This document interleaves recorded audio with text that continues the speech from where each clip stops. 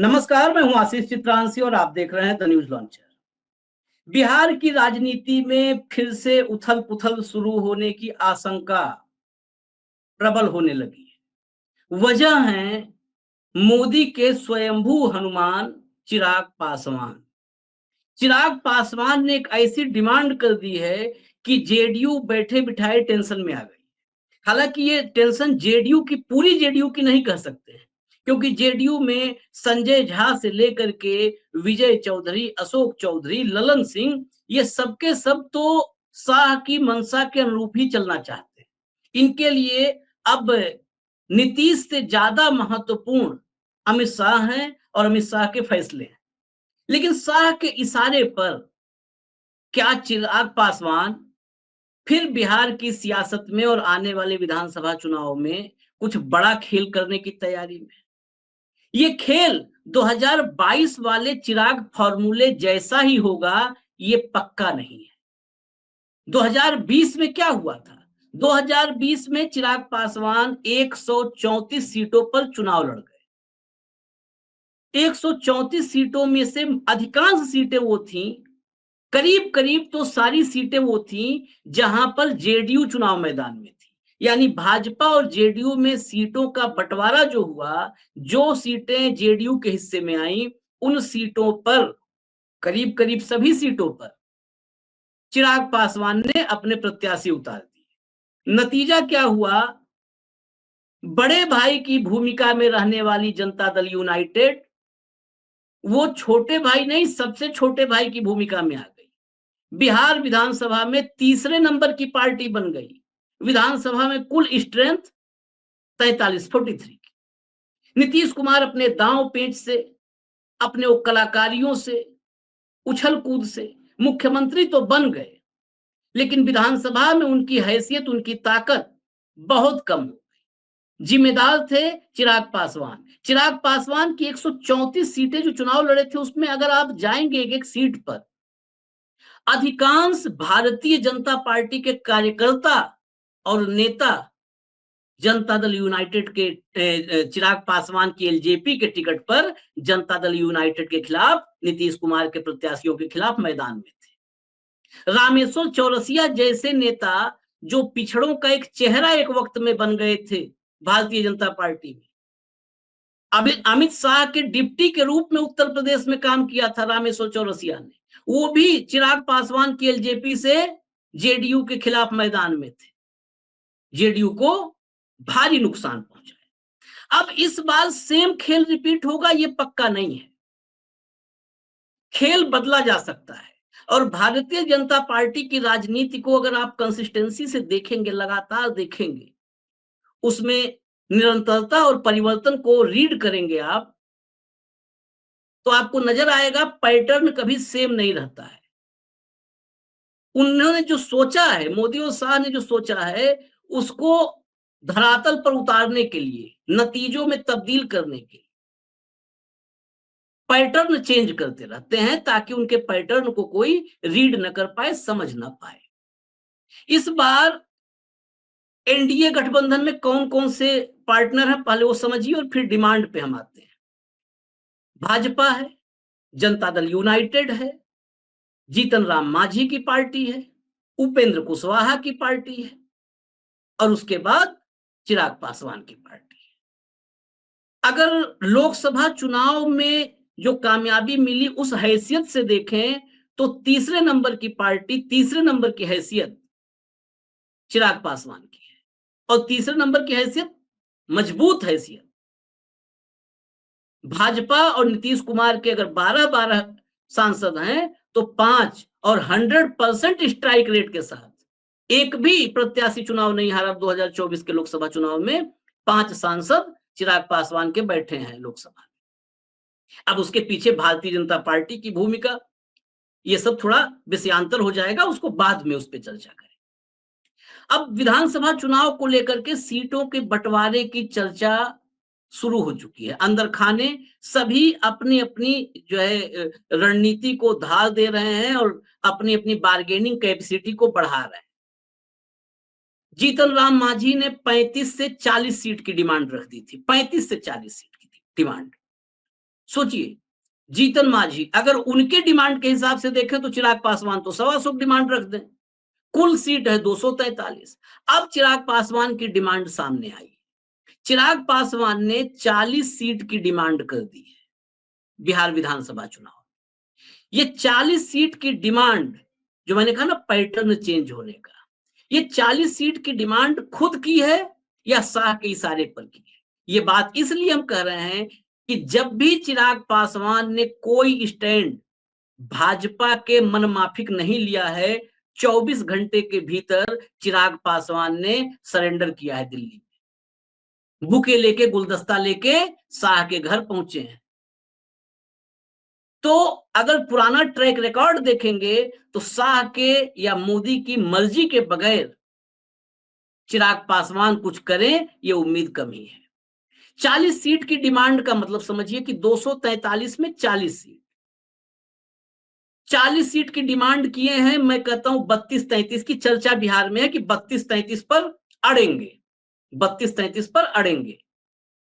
5 Lok Sabha seat के हिसाब से अगर विधानसभा की सीट में एवरेज कन्वर्जन हम देखें तो 30-32 सीट वैसे भी बनती है, तो 32-33 सीट पर अड़ेंगे।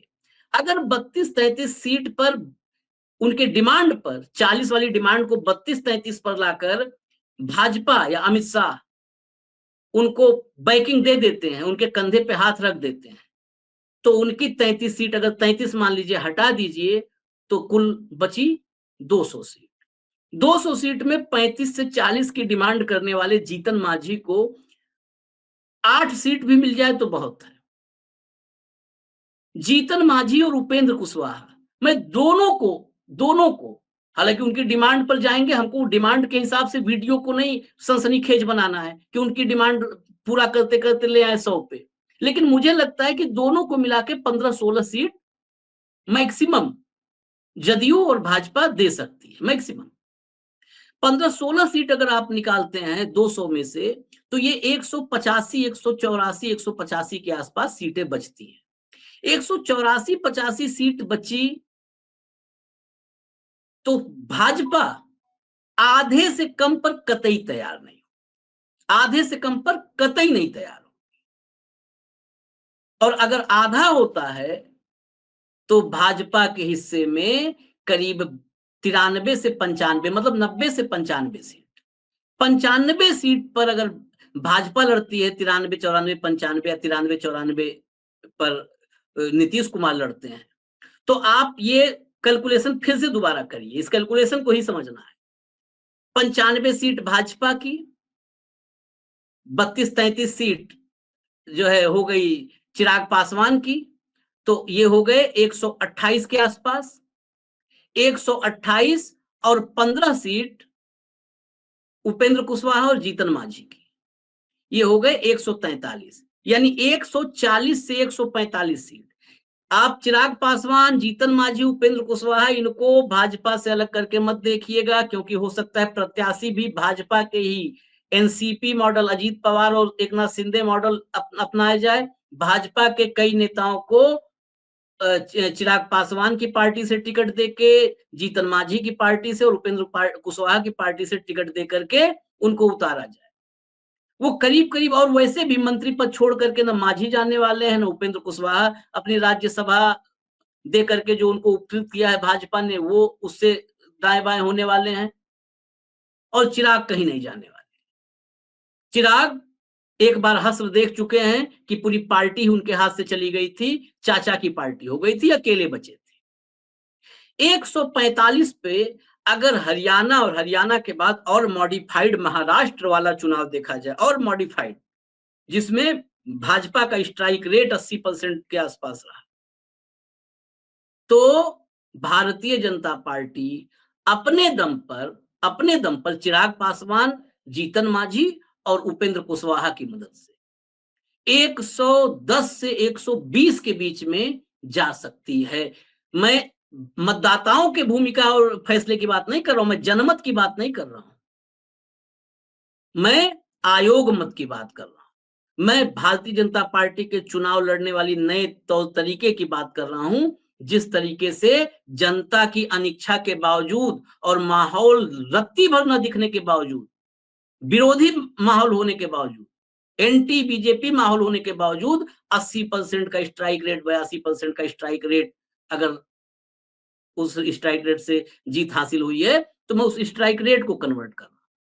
ये 110 से 120, 115, 120 के आसपास पहुंचता है।